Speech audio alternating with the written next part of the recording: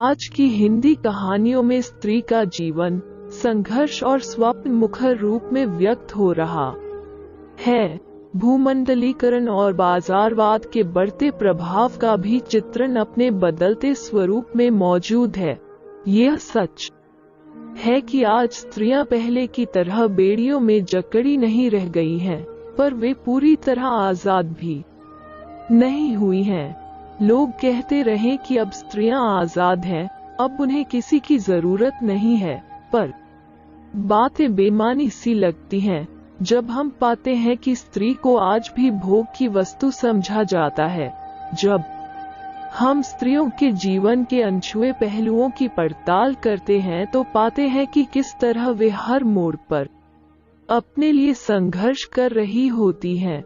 आज की कहानियों में स्त्रियों के संघर्षों और स्वप्नों का स्वरूप कुछ बदलता हुआ भले नजर आ रहा हो, पर बात आज भी वही है जो पहले थी।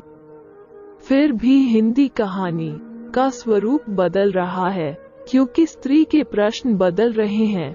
आज की महिला कथाकारों ने अपनी कहानियों में न केवल घरेलू कामकाजी स्त्रियों के जीवन में हो रहे बदलावों को रेखांकित किया है, बल्कि उन चरित्रों को भी सामने लाने का प्रयास किया है जो महानगर में अपने बड़े सपनों के साथ जीना चाहती हैं। स्त्री के संघर्ष का ऐसा चित्रण न केवल स्त्री कथाकारों की कहानियों में दिखाई देता है, बल्कि पुरुष कथाकारों की कहानियों में भी देखने को मिलता है।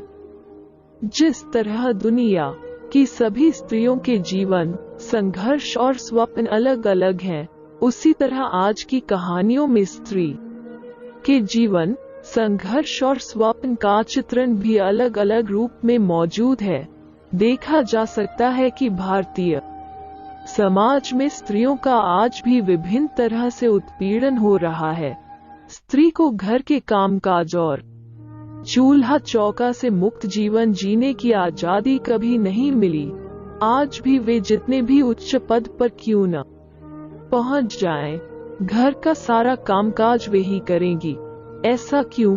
क्या पुरुष घर के कामकाज में हाथ नहीं बंटा सकता है? यह भी कटु सत्य है कि आज केवल वे ही महिलाएं घर की चहारदीवारी से बाहर निकल पाई हैं, जिनके घर वालों ने उन्हें बाहर निकलने की आजादी दी है। आज भी बड़ी संख्या में वे पिता, पति, भाई या बेटे पर आश्रित होती हैं। तो दोस्तों, यह कहानी आपको अच्छी लगी होगी तो दोस्तों हमारे चैनल को सब्सक्राइब और लाइक